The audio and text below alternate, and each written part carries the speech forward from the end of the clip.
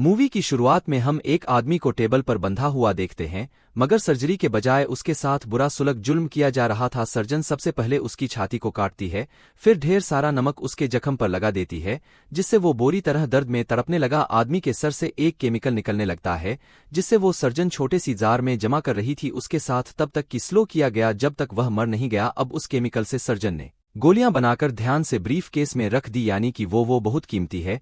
इसके बाद हम चार दोस्तों को देखते हैं जो कैंपिंग करने आए थे और अब वापस जाने वाले। इनमें एक लड़के का नाम निक था, उसकी वाइफ और दो दोस्त थे। निक की वाइफ का बच्चा होने वाला है, पर उसने यह बात अभी तक निक को नहीं बताई। रास्ते में ये एक गैस स्टेशन पर रुकी जहां इन्हें एक औरत मिली जो मॉडल थी। वो बताती है कि मेरी गाड़ी का कुछ दूरी पर ही पेट्रोल खत्म हो गया था, अब मैंने पेट्रोल ले लिया है, तो वापस गाड़ी तक जाने के लिए मुझे लिफ्ट चाहिए। इसके लिए निक मान गया, लेकिन उसकी वाइफ को बुरा लग रहा था, मगर फिर भी निक उसे गाड़ी में बिठा ही लेता है। मॉडल को उसकी गाड़ी पर उतार कर जब ये जा रही थी तो वो अपनी गाड़ी से मास्क पहनकर इनके पास वापस आई, साथ में बेहोश करने वाली गैस भी लाई थी जो छिड़क कर उसने चारों दोस्तों को बेहोश कर दिया। उन्हें जब होश आई तो वो खुद को एक घर में बंधा हुआ पाते हैं, जिनके सामने 5 लोग और थे। वो भी आपस में दोस्त थे, जिनमें से एक का नाम सैम होता है।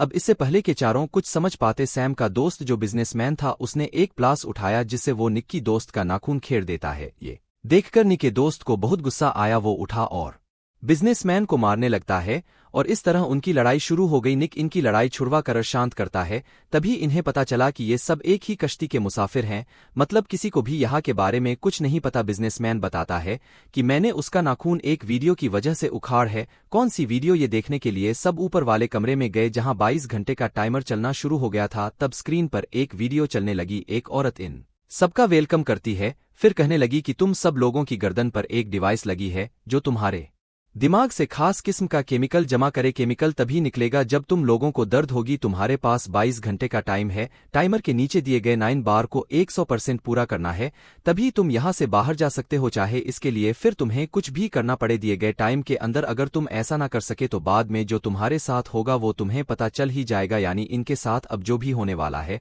मतलब दिमाग से केमिकल का निकालना, वो सब शुरुआत वाले सील से जुड़ा हुआ है। अब यहां से बाहर निकलने के लिए लाइन बार को पूरा करने के साथ साथ इन्हें गर्दन पर लगी छोटे सी जार को खास किस्म की केमिकल से भरना है। अब या तो एक दो दूसरे को ऐसे ही मारे या ग्रुप्स की शक्ल में एक दूसरे को तकलीफ दे, तभी इनका जर भर सकता है। ये लोग इस घर से भाग भी नहीं सकते क्योंकि पूरा घर लॉक है।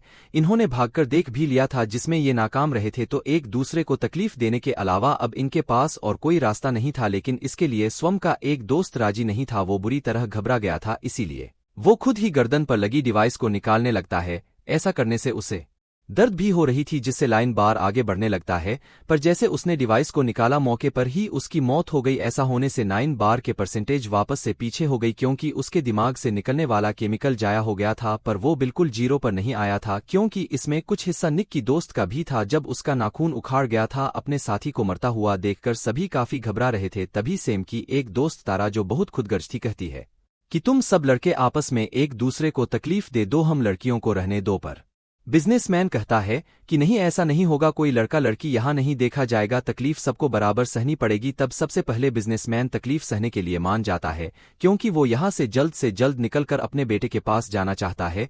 इसलिए सब लोग उसे कुर्सी पर बिठाकर खूब पीटते हैं। 1 घंटा पीटने के बाद ये रुक गई। जम बार की परसेंटेज थोड़ी सी ऊपर 7% तक आ गई, लेकिन जाहिर है ये उनके लिए काफी नहीं थी, क्योंकि इसमें टाइम ज्यादा लगने के साथ साथ वो थक भी गए थे। बिजनेसमैन ने भी हालांकि ज्यादा मार खाई, लेकिन बार सिर्फ थोड़ा सा ऊपर गया। तो अब इन्हें आसान तरीका चाहिए था, जो वहां रखी औजार थी। इसमें टाइम और एनर्जी कम लगेगी, दर्द ज्यादा होगी तो बार तेजी से ऊपर जाने लगेगा। यह देखकर बिजनेसमैन को एहसास हुआ कि मैंने पहला नंबर लेकर गलती कर दी, क्योंकि सारे खतरनाक तरीके सबसे पहले मेरे ऊपर आजमाई जाएंगे। और अब ये लोग बिजनेसमैन को टेबल पर बांध देते हैं। जो टारा कर रही थी, बहुत जालिम बनी हुई थी, वो सबसे पहले डंडे से उसे खूब मारती है, फिर चाकू से उसके सारे नाखून काट देती है।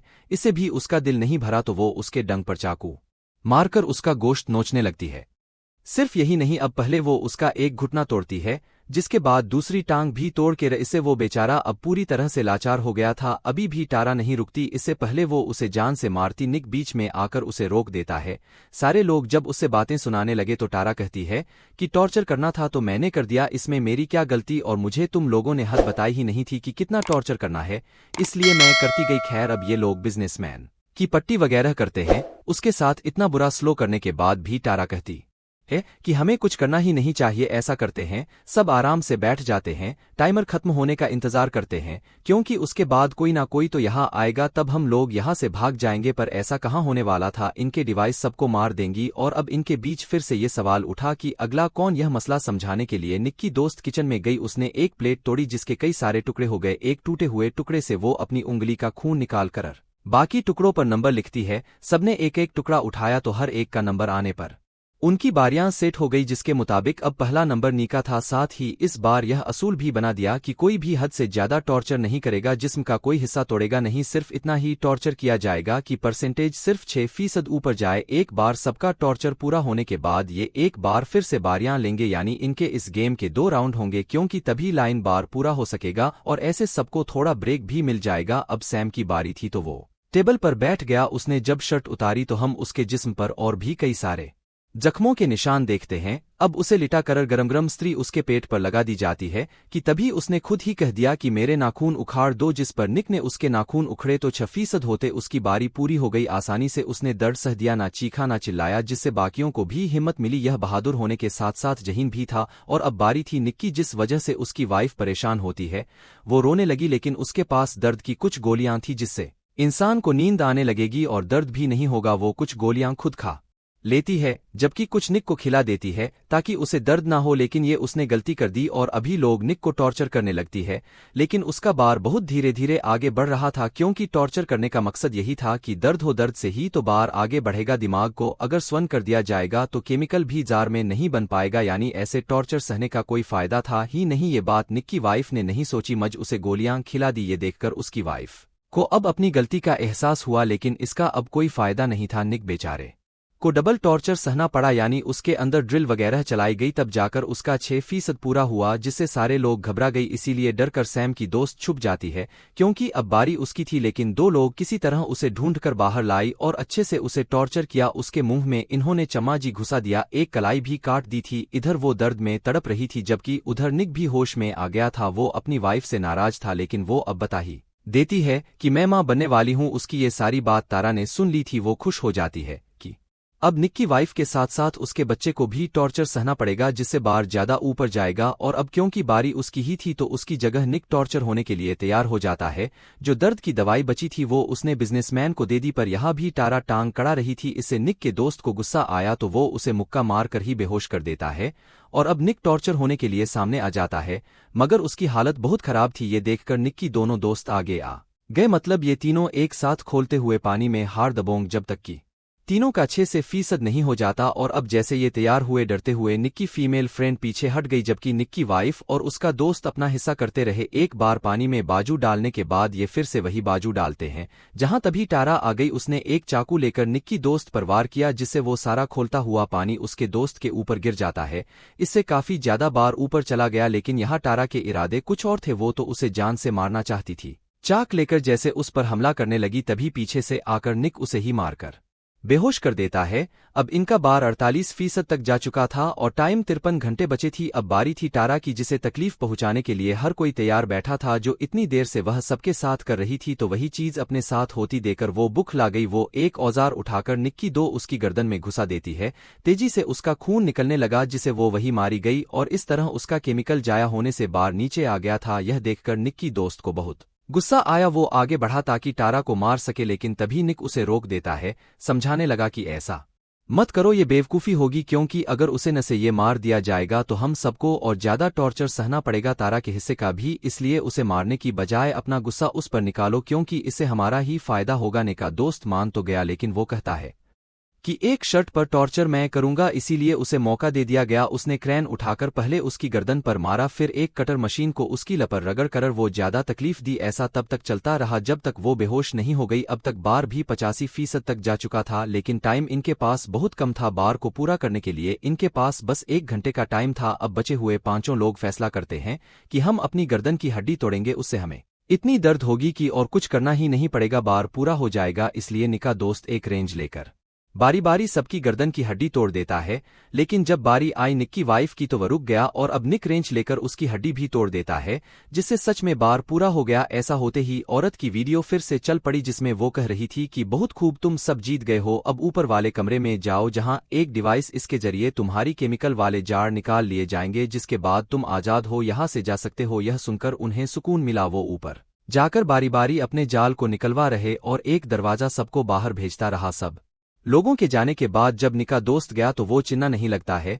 उसकी आवाज सुनकर निक को शक हुआ। वो जब बाहर आया तो पता चला कि सब वहां मरे पड़े हैं, क्योंकि उन्हें सैम मार रहा था। वो अब निक के दोस्त को भी चाकू से मारकर एक कमरे में भाग गया। उधर निक की वाइफ अभी भी अंदर ही थी। वो बिजनेसमैन को वहां से निकाल रही थी। बिजनेसमैन उसे बताता है कि मैंने एक ऐसे ग्रुप के बारे में सुना था जो इंसानों को टॉर्चर करके उनका केमिकल निकालकर दवाई बनाते हैं, जो एक गोली 12,000 की बिकती है, पर उसे क्या पता था कि मैं भी इसमें फंस जाऊंगा। बातें करते करते ही वो दम तोड़ देता है, जिससे उसका केमिकल जाया होने की वजह से बार फिर से नीचे आ गया। वो अब 89% पर आ गया था, जिसका मतलब था कि निक की वाइफ यहीं पर फंस गई है।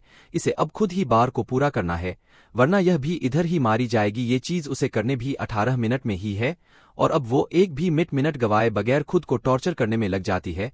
अपने जने हुए हाथ पर वो सबसे पहले ब्लीच डालती है, फिर उसी हाथ को दरवाजे में देकर बार बार मार कर भेजती है, यहां तक कि अपनी कमर में जला लेती है। फिर उसे हाथ में खेल ठोकते हैं, तब जाकर बार फिर से पूरा होता है। वो बाहर आई, निकलने की बारी उसकी थी, लेकिन सैम ऐसा होने नहीं देगा। वो अपनी डिवाइस तो निकाल लेता है, लेकिन एक बटन जैसे उसने दबाया, सबकी डिवाइस पर लगा जहर चालू हो गया। इससे सारे ही लोग तड़पने लगे, क्योंकि धीरे धीरे वो मर रही थे। इसी बीच सैम निक को बताता है कि यह मेरा 5वीं बार है, यानी ये लोग 5वां ग्रुप था जिनके बीच ये गेम खेल रहा था, क्योंकि पूरे गेम में हमने देखा कि यही सारे आइडियाज दे रहा था और इसके जिस्म पर जख्मों के निशान भी इसीलिए थे। पर यह भी कोई ग्रुप का मालिक नहीं था, बस सर्वेंट ही था। वो ये बातें जब बता रहा था तो यहाँ निक अपनी तैयारी करने लगता है। वो एक पेटकस अपने साथ लेकर आया था, जिसे वो सैम के अंदर घुसा कर उसकी जान ले लेता है। ऐसा करने के बाद निक वहां पड़ी दवाई लेता है तो बाल बल उसकी जान बच पाती है। डिवाइस भी वो निकाल लेता है। निक ने दवाई वाई अपने दोस्त को भी दी, लेकिन कि वो अपना दम तोड़ देता है। निक की वाइफ जो बेहद जख्मी थी बाहर आने की कोशिश करती है, लेकिन आ नहीं पाई, क्योंकि उसका बहुत सारा खून बह गया था, जिससे वो भी मारी जाती है। निक अकेला ही बचा था। वो एक कटर से दरवाजे का लॉक काटकर वहां से बाहर निकल जाता है। और अब हम कुछ दिन के बाद का वक्त देखते हैं। जनिक उसी गेयर स्टेशन के सामने वाले होटल में बैठा हुआ था। वो दरअसल उसी मॉडल का इंतजार कर रहा था जिसे इन्होंने निफ्ट दी थी, और उसने इन सबको बेहोश करके इस गेम में फंसाया था। वो जैसे ही आई निक उसका पीछा करने लगता है। इससे पहले अब किसी और को वो अपना शिकार बनाती निकी उसे मारकर बेहोश कर देता है, फिर गाड़ी में डालकर अपने साथ ले गया और उसके जरिए बाकी लोगों तक पहुंचेगा जो इस टॉर्चर ग्रुप को चला रहे थे। बदला अब मूवी यहीं खत्म होती है।